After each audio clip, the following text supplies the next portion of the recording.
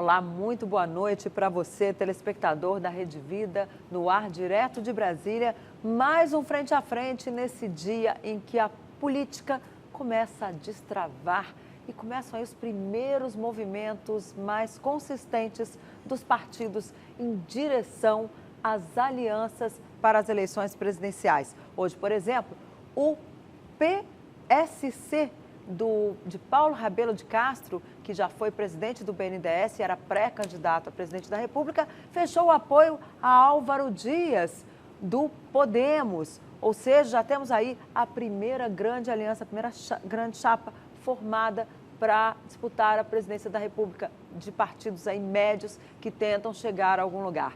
Outro partido que também fez um movimento muito importante hoje foi o PT.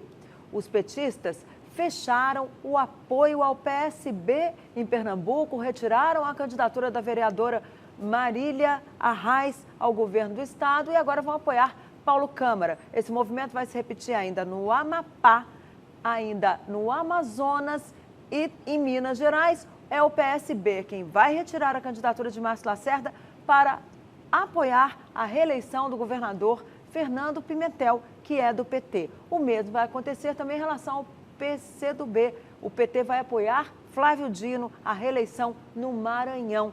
E Flávio Dino é do PCdoB. Ou seja, com esses movimentos, né, Zé Maria, voltando de férias, nosso entrevistado aqui hoje, o deputado Paulo Pimenta, líder do PT. Muito boa noite, deputado. Vai tentar explicar isso aí para a gente? Tranquilamente, prazer estar aqui. É um prazer receber o senhor aqui. E de volta das férias, José Maria Trindade. Finalmente, Zé Maria, 2 semanas é muito tempo. Pois é, foi bom demais. Fiz uma viagem lá ao meu interior, Medina, Comecinho, São João do Paraíso, enfim, foi uma viagem muito boa. Nós voltou no clima quente. Quente. Esta é uma semana de definições, né? As convenções partidárias, o prazo é até o domingo e também a justiça ali interferindo na política. O ministro Luiz Fux, do Tribunal Superior Eleitoral, rejeitou agora há pouco um pedido de inelegibilidade do ex-presidente Lula. Mas ele rejeitou porque, segundo ele, o pedido era impróprio. A pessoa que pediu, o autor do pedido, não poderia fazer o pedido. E aí ele deixou o recado ali, dizendo que a inelegibilidade do ex-presidente Lula é chapada. Em linguagem jurídica, isso quer dizer evidente, clara demais. Vai ser uma conversa muito boa hoje aqui no Frente a Frente com o líder do PT, o deputado Paulo Pimenta. Deputado, vamos começar por aí. O senhor acha que a inelegibilidade do ex-presidente Lula é tão chapada assim, tão clara, como diz o presidente do Tribunal Superior Eleitoral? Em primeiro lugar, é surpreendente, né, que um magistrado, que pela lei da magistratura deveria ser manifestado nos autos sobre um processo que está sob júdice, só fale pela imprensa. Desculpa, o ministro Luiz Fux, desculpa, ele faz isso todos os dias. Mas esta de hoje foi nos autos, foi uma decisão. O Fux, ele deu uma entrevista hoje. Não, ontem foi a entrevista, isso. Hoje foi a decisão. O Fux, ele fala diariamente.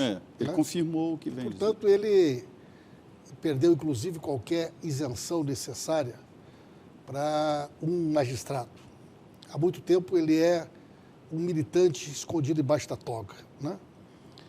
E qualquer estudante do primeiro semestre de Direito sabe que a vontade do Fux não é a Constituição. E o presidente Lula, ele tem o direito de ser candidato, porque a lei garante que qualquer cidadão que não tenha um processo transitado em julgado, ele tem os seus direitos políticos plenos. Mas a lei da ficha limpa diz que um condenado em segunda instância não pode ser candidato. Como é que fica? Então, ele diz isso não no caput, descumpre, né? A lei? No caput. Logo em seguida diz o quê? Mediante recurso fundamentado, a inexigibilidade fica suspensa. E a partir, inclusive, desta interpretação... Então, há alguma saída aí para o ex-presidente Lula ser candidato? Esta interpretação prevista na lei, ou seja, mediante recurso ao órgão superior, imediatamente a inexigibilidade fica suspensa. E esta interpretação tem sido observada pelo Tribunal Superior Eleitoral e pelo STF em todas as situações, desde o momento que a lei entrou em vigor.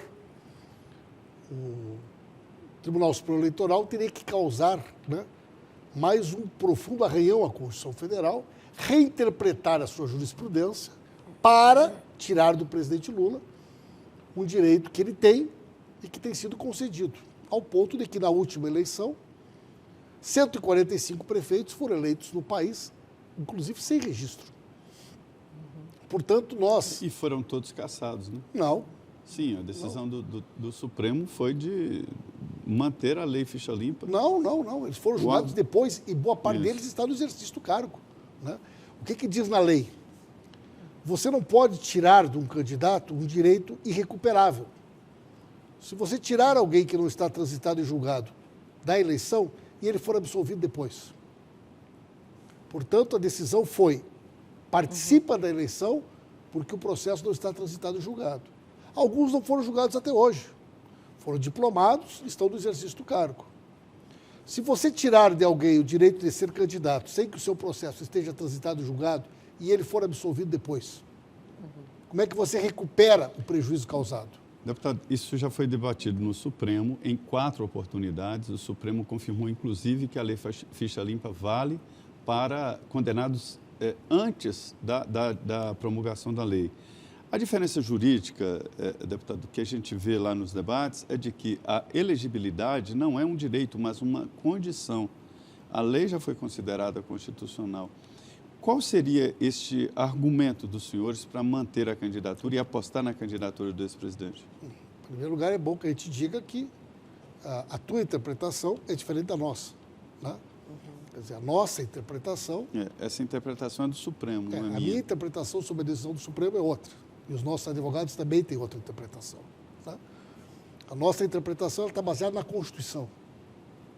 E a Constituição estabelece que ninguém pode ter um direito violado até que o seu processo esteja transitado e julgado. Além disso, no dia 15 de agosto, nós vamos fazer a inscrição na candidatura do presidente Lula. E, portanto, nós teremos a oportunidade de fazer esse debate. Aqueles que, porventura, entendem que o presidente não deve ser candidato, terão a oportunidade de entrar com o pedido de impugnação. E esse pedido de impugnação será analisado. E, evidentemente, por se tratar de um assunto de natureza constitucional, esse assunto chegará até o Supremo Tribunal Federal. Ou seja, no caso do TSE, do Tribunal Superior Eleitoral, negar o registro, ainda há recurso ao Supremo Tribunal Federal. Certamente, né? Que concedendo ou não concedendo liminar, ainda vai ter que julgar o mérito lá na frente. Isso pode demorar todo o processo eleitoral? Pessoal, qual é o seu cálculo? Veja bem. Em primeiro lugar, nós estamos participando de uma eleição de 45 dias. Pela primeira vez. É muito certo? rápido. É muito rápido o processo. No dia 15 de agosto, abre o prazo. 7 dias é o prazo para os pedidos de impugnação. Já é dia 22. Vistas para o Ministério Público, é dia 23. Bota na pauta do TSE. Vai haver uma primeira decisão. Evidentemente que nós vamos recorrer dela. Mais 3 dias para manifestação da defesa. Nós já chegamos no dia 31 de agosto, começa a campanha na televisão. O presidente Lula é candidato desde o dia 15. Começamos a campanha na televisão, dia 31, com o presidente Lula. Mas tem gente no TSE, técnicos, obviamente, ministro acho que não fala muito disso, mas nos bastidores já tem gente dizendo que o TSE vai decidir isso. Chegou já no dia 15... Não pode, porque tem um prazo, tem um rito processual. Isso foi decidido, inclusive, pela Rosa Weber na semana retrasada. Mas é que falam lá, deputado, na decisão de ofício. A decisão de ofício é quando dispensa, inclusive... Essa decisão, a Rosa Weber, durante as tuas férias, já decidiu, né, que não cabe decisão de ofício. O que disse a Rosa Weber? O Lula tem direito de ser inscrito e aqueles que, porventura, desejarem questionar, deverão fazer nos termos da lei. Tem prazo. Portanto, não se trata de querer ou não querer. A lei é clara. Então, nós vamos entrar em setembro. Em setembro haverá uma decisão sobre os embargos, que eventualmente serão colocados. E nós vamos ao Supremo Tribunal Federal, por se tratar de uma matéria de natureza constitucional. E na metade do mês de setembro, inclusive as urnas eletrônicas já estão fechadas. E nós teremos o presidente Lula na urna. Pode trocar de candidato até o dia 17. 17 de setembro. 17. Mas isso não altera já as urnas eletrônicas, que já estarão distribuídas em todo o Brasil desde o início de setembro. Então, essa é a estratégia. Então, o presidente Lula estará na urna em qualquer hipótese. A fotografia e o nome do ex-presidente, né, com outro candidato. Não tem outro candidato. O candidato é o Lula. Porque nós vamos buscar no Supremo Tribunal Federal o direito de que o presidente Lula seja candidato. Por quê? Porque não há uma decisão transitada e julgada sobre, inclusive, a possibilidade dele ser ou não candidato. E quem será julgado não é o candidato Lula. Quem será julgado é o Lula presidente eleito. Então, nós teremos um julgamento sobre o mérito da matéria após a eleição. Toda essa tentativa desesperada de editoriais, de apelos para que o PT ofereça um outro candidato, faz parte de uma tentativa de nos convencer, né, de que nós não deveríamos levar o nosso candidato até o final. Agora, mas isso, eu já soube que os próprios aliados do PT, que estão, ainda mais depois desse movimento de hoje, onde o PT conseguiu o apoio de vários governadores do PSB no Nordeste, né, e vai sair com uma, como é que chama, uma aliança, um time muito maior aí para a eleição. O que a gente percebe é que eles já começam a dizer, olha, tem que ver quem vai ser o vice, tem que ver se tem um plano B, se não tem, e se o Lula não conseguir ser candidato, como é que nós vamos ficar nesse escuro, nesse... Olha só, eu participei de várias reuniões hoje durante o dia, várias, né? Em todas elas, há uma convicção cada vez maior de que só se rasgarem a Constituição de novo, poderão impedir que o presidente Lula seja candidato. E veja bem, existe uma situação tão clara nesse sentido que os apelos começam a se multiplicar. Agora pense comigo, pessoal. Nós temos um candidato que tem mais do que o dobro do que o segundo candidato, tem mais do que a soma de todos os demais. Cresce em todas as pesquisas. Amplia a vantagem em que pese tudo aquilo que ele tem enfrentado. Mas ele também tem uma alta rejeição, né? Tem. Mas mesmo assim, em cenário de segundo turno, normalmente ele coloca 2-1 em qualquer um, né? Ou mais. E é natural, né? O presidente Lula tem uma taxa acha que de rejeição. esse direito que o senhor disse que o ex-presidente Lula tem... Não sou eu, é a Constituição que diz. Tá. Esse direito também vale, por exemplo, para Eduardo Cunha e outros presos que queiram ser candidatos? Olha, eu não conheço o processo do Eduardo Cunha dessa maneira. Não, mas direito. Sequer sei se ele é candidato. Como eu não sou advogado, né, eu não teria condições de te responder. Agora, o processo do presidente Lula eu conheço. E esse eu posso te assegurar que ele tem todas as condições de ser candidato. Agora, do Eduardo Cunha eu não conheço. Não posso... Mas esse direito que o senhor diz que o ex... É porque, olha, deputado, é porque a lei Ficha Limpa, que o senhor, inclusive, votou a favor, eu verifiquei, coloca como inelegível, né, que foi condenado em segunda instância. E o que diz no outro artigo? Mas aí vai depender de anular, se houver anulação. Inclusive, sabe quem é que fez a redação desse outro artigo? Flávio Dino. Né? O que diz lá? José Eduardo Cardoso, não? Flávio Dino, o artigo que diz o seguinte: havendo recurso fundamentado, suspende-se a elegibilidade até análise transitada e julgada. qual é o fundamentado? Qual é a fundamentação para que ele seja exceção à lei? Por que ele deve... Ser a exceção Ele não é exceção à lei. Tem centenas de vereadores, prefeitos, deputados, governadores no Brasil que foram candidatos. Nós não queremos que o presidente Lula seja a exceção. Pelo contrário, nós queremos que seja garantido a ele o mesmo direito que foi garantido aos demais. Porque está parecendo uma estratégia do PT de manter a candidatura do ex-presidente. Todo mundo sabe que não pode, mantém a estratégia da candidatura exatamente para trocar de candidato Zé, e levar... Eu insisto pelo seguinte, tem dezenas de juristas que se manifestam todos os dias, professores de direito constitucional, todos dizem que o Lula tem direito de ser candidato. Agora, como é que todos vai dizem. ser? Eu não conheço um jurista. Eu conheço alguns. Um jurista do Brasil, de renome, que tenha dito que o Lula não pode ser candidato. Me cita um.